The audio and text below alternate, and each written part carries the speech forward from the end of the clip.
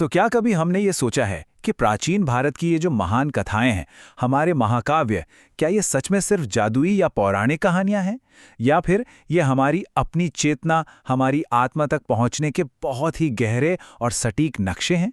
इस दिलचस्प विश्लेषण में हम ठीक इसी बात की गहराई में उतरने वाले हैं। अक्सर हम इन कथाओं को सिर्फ इतिहास मान लेते हैं, लेकिन आज हम इनके पीछे छिपे उस सत्य को डिकोड करेंगे जो सीधे हमारे भीतर की दुनिया से जुड़ा है। इस सफर में हम 5 ऐसे विशाल, ब्रह्मांडीय और लौकिक घटनाक्रमों को देखेंगे जो इन कथाओं को देखने का हमारा नजरिया ही बदल देंगे। हम ये समझने वाले हैं कि हमारे ग्रंथों में बताया गया हर एक बाहरी युद्ध या कोई भी पवित्र स्थान असल में सिर्फ बाहर की बात नहीं है, बल्कि वो इंसान के अपने आंतरिक बदलाव का एक पूरा ब्लूप्रिंट है। और इस पूरे विषय को अच्छे से समझने के लिए इस विश्लेषण को हमने 5 अहम हिस्सों में बांटा है। हम शुरुआत करेंगे महाभारत की कीमत से, फिर चलेंगे हयग्रीव अवतार के रहस्य की ओर, उसके बाद त्र्यंबकेश्वर मंदिर के कुछ अनसुने राज जानेंगे, फिर देखेंगे असली 4 धाम का अर्थ, और आखिर में बात करेंगे रहस्यमयी कैलाश पर्वत की।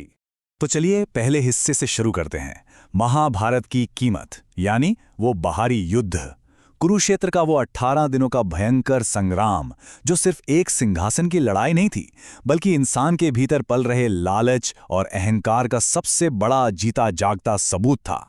अगर हम इस युद्ध के घटनाक्रम को ध्यान से देखें तो एक बहुत ही दिलचस्प पैटर्न नजर आता है।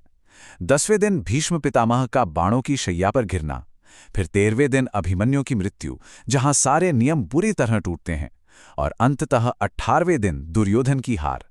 हर बीतते दिन के साथ नैतिकता की एक नई हद पार होती है, ठीक वैसे ही जैसे इंसान अपने पतन के दौरान करता है।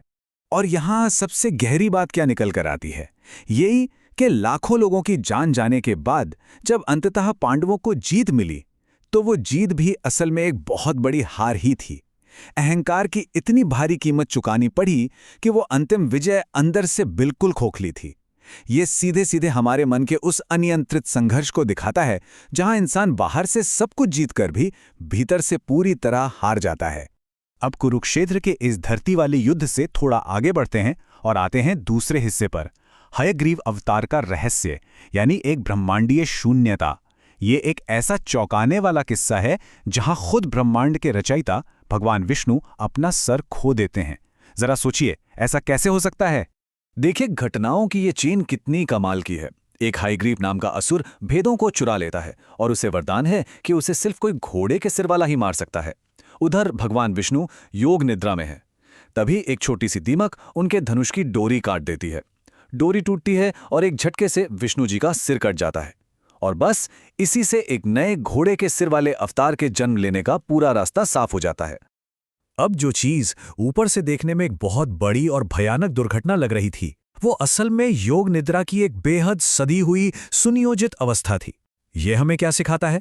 यही कि अगर हमें कोई नई शुद्ध चेतना हासिल करनी है, तो अपनी पुरानी पहचान और अहंकार को पूरी तरह काटना ही पड़ता है। ज्ञान को बचाने के लिए खुद ईश्वर ने अपना सिर, यानी अपनी पुरानी पहचान त्याग दी। ये वाकई अद्भुत है। अब इस ब्रह्मांडीय ज्ञान से वापस जमीन पर लौटते हैं। हमारा तीसरा हिस्सा है त्र्यंबकेश्वर मंदिर के रहस्य और हमारे गहरे कर्म। महाराष्ट्र का ये मंदिर हमें बताता है कि सबसे असली और बड़ी शक्ति दुनिया की नजरों से छिपकर, एकदम मौन में रहकर अपना काम करती है। बाकी आम मंदिरों से ये बहुत अलग है। यहाँ जो ज्योतिर्लिंग है वो जमीन के नीचे है, और उसमें ब्रह्मा, विष्णु और शिव तीनों एक साथ निवास करते हैं। उसके ठीक ऊपर गोदावरी नदी का जल लगातार बहता रहता है। ये सिर्फ एक मूर्ति नहीं है, बल्कि हमारी रोजमर्रा की भागदौड़ वाली जिंदगी की सतह के नीचे मौजूद उस शांत, देखने वाली चेतना का बहुत बड़ा प्रतीक है। और इस मंदिर की कहानी में एक और बेहद दिलचस्प मोड़ है, मशहूर 90 कैरेट का नासक हीरा। ये हीरा कभी इसी मंदिर में भगवान शिव की तीसरी आंख हुआ करता था, लेकिन जब इसे लूटा गया और ये पश्चिमी देशों की तरफ गया, तो अपने साथ सिर्फ बर्बादी और श्राप लेकर गया। ये साफ तौर पर साबित करता है कि बिना आध्यात्मिक योग्यता के अगर कोई अपार संपत्ति पा भी ले, तो वो सिर्फ और सिर्फ विनाश ही लाती है। और शायद इसीलिए त्र्यंबकेश्वर नारायण बलि जैसे गंभीर अनुष्ठानों का सबसे बड़ा केंद्र है। ये जगह एक तरह से हमारे इमोशनल हीलिंग का ग्राउंड है। यहाँ लोग आते हैं अपने सबसे गहरे डरों, पीढ़ियों के आघातों और अटके हुए कर्मों का सामना करने, ताकि वो खुद को अंदर से पूरी तरह मुक्त कर सकें। तो कर्मों के स्थान से अब हम आगे बढ़ते हैं हमारे चौथे हिस्से की ओर, असली चार धाम यानी आत्मा की यात्रा। ये कोई आम टूरिस्ट ट्रिप नहीं है। ये इंसान के अहंकार को पूरी तरह से तोड़ने और मिटाने का एक बहुत ही गहरा ब्लूप्रिंट है। अगर हम इन चार धामों की बात करें तो हर एक जगह हमें भीतर की एक नई यात्रा पर ले जाती है। बद्रीनाथ की उन सर्द, जमा देने वाली ऊंचाइयों में हम मन को शांत करना सीखते हैं। समुद्र में डूबी हुई द्वारका हमें बताती है कि संपत्ति और मोह कितने अस्थायी हैं। रामेश्वरम में हम अपने कर्मों के लिए पूरी विनम्रता से झुकना सीखते हैं। और आखिर में जगन्नाथपुरी पहुंचकर हम दुनिया की अपूर्णता को, जो चीज़ें परफेक्ट नहीं है, उन्हें अपनाना सीखते हैं। सच कहें तो ये बात बिल्कुल साफ हो जाती है कि कोई भी इंसान सिर्फ अपना बैकपैक करके अपनी मर्जी से चार धाम नहीं जा सकता। ये यात्रा असल मायने में तब शुरू होती है जब हमारी आत्मा अपने सारे सांसारिक बंधनों और अहंकार को छोड़ने के लिए अंदर से पूरी तरीके से तैयार हो जाती है। ये एक बुलावा है। और अब प्राचीन रहस्यों के बिल्कुल चरम शिखर पर पहुंचते हुए हम आते हैं अपने पांचवें और आखिरी हिस्से पर, कैलाश पर्वत के रहस्य। पूरे मानव इतिहास और भूगोल का सबसे ज्यादा विस्मयकारी, सबसे ज्यादा चौंकाने वाला स्थान। हम सब जानते हैं कि इस पर्वत पर आज तक कोई चढ़ नहीं पाया है, लेकिन क्यों? यहाँ टाइम डायलेशन यानी समय के अजीबोगरीब तरीके से बर्ताव करने की डरावनी घटनाएं सामने आती हैं। लोगों के बाल और नाखून दोगुनी तेजी से बढ़ने लगते हैं। वैज्ञानिक भी यहाँ की ऊर्जाओं को देखकर हैरान हैं, और इन्हीं रहस्यमयी वाइब्रेशंस की वजह से ये भी माना जाता है कि यहाँ शंभाला नाम का एक बेहद उन्नत, अदृश्य और दिव्य शहर मौजूद है।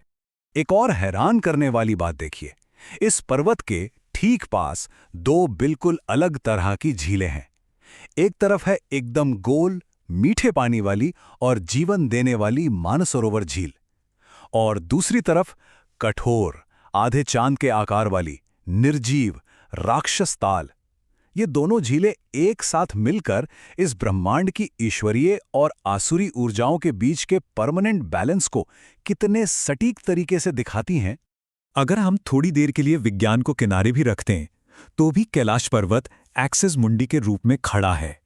ये ब्रह्मांड का वो एकदम सटीक केंद्र है, वो धुरी है जहां हमारी ये बाहरी भौतिक दुनिया और हमारी सबसे गहरी, सबसे शुद्ध आध्यात्मिक चेतना आकर एक हो जाती है। ये सच में धरती और आकाश को जोड़ता है।